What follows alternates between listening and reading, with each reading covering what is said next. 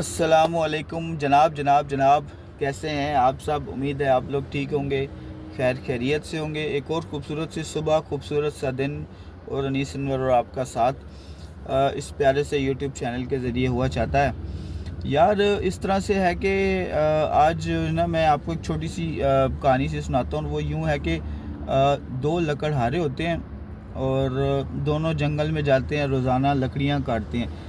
ایک جو لکڑہارا ہے نا، وہ مہینے میں 30 دن کام کرتا ہے، 10,000 روپیہ کماتا ہے۔ اور جو دوسرا لکڑہارا ہے وہ صرف مہینے میں 15 دن کام کرتا ہے اور 50,000 روپے کما لیتا ہے۔ حالانکہ یہ بڑی حیرانگی کی بات ہے۔ تو جو 10,000 روپیہ کماتا ہے نا لکڑہارا، وہ 50,000 روپے کمانے والے سے پوچھتا ہے کہ یار پورا مہینہ میں محنت زیادہ کرتا ہوں، رگڑتا کلاڑی زیادہ میں ہوں، راتوں کو جاگتا میں ہوں، نیند میری خراب ہوتی ہے، صحت میری خراب ہوتی ہے، لیکن اس کے باوجود میں صرف مہینے کا 10,000 روپیہ کماتا ہوں۔ اور ایسی کیا وجہ ہے کہ تم مہینے کا صرف 15 دنوں میں 50,000 روپیہ کما لیتے ہو؟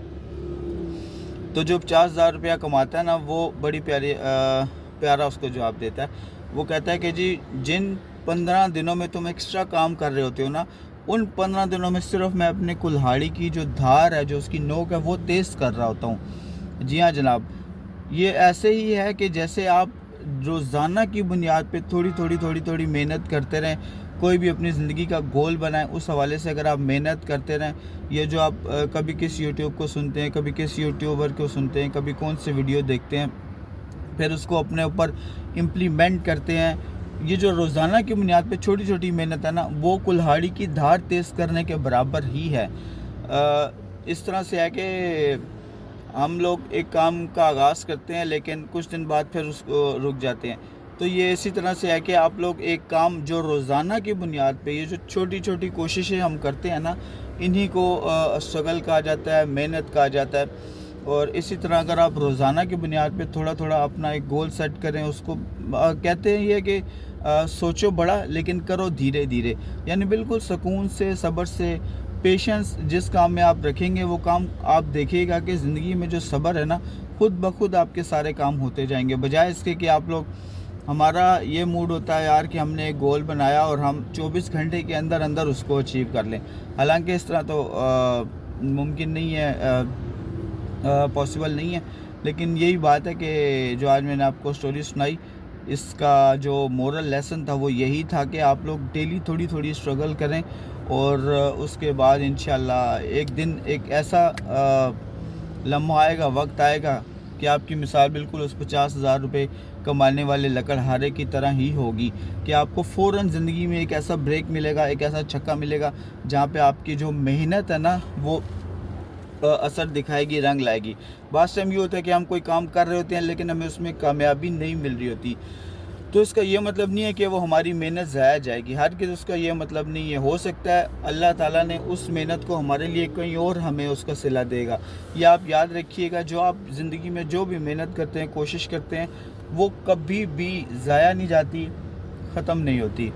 تو یہ تو تھی آج کی اچھی سی سٹوری۔ اس کے علاوہ اگر تھوڑی سی ہم ملک کے حوالے سے بات کی جائے، تو یار ملک میں ایک عجیب طرح کا آج کل جو ہے نا ہنگامہ سا مچا ہے، چونکہ میں پنجاب میں رہتا ہوں، اور آپ سب لوگوں نے دیکھا ہوگا جو ٹیلی ویژن پہ آج کل چل رہا ہے، پنجاب کالجز کے حوالے سے ایک ایشو چل رہا ہے۔ واللہ عالم اب یہ سچ ہے یا جھوٹ ہے، لیکن اس حوالے سے میں یہی کہوں گا کہ دھواں وہیں سے اٹھتا ہے جہاں سے چنگاری یا ہلکی سی آگ لگی ہوتی ہے۔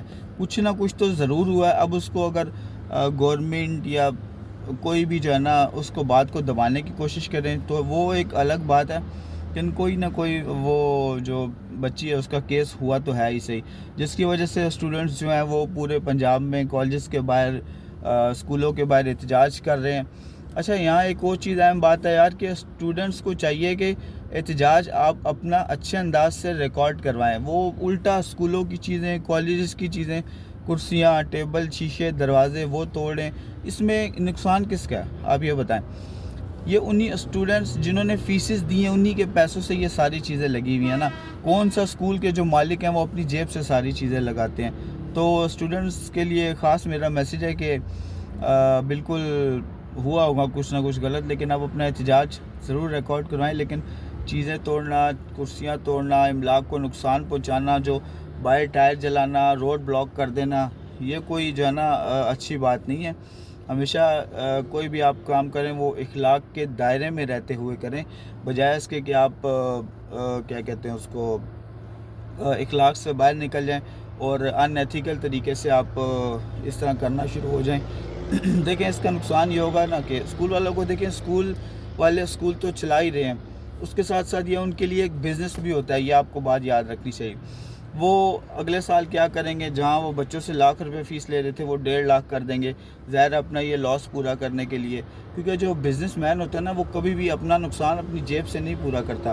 وہ جو اس کے کنزیومر ہوتے ہیں، جو اسٹوڈنٹس ہیں، جس طرح مثال کے طور پہ کالج والوں کے، وہ انہی سے پورا کرتے ہیں.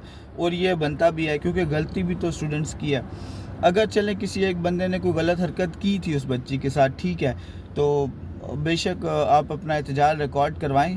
غلط بات ہے، اس کو میں بالکل صحیح نہیں کہہ رہا، بالکل غلط ہوتی ہے.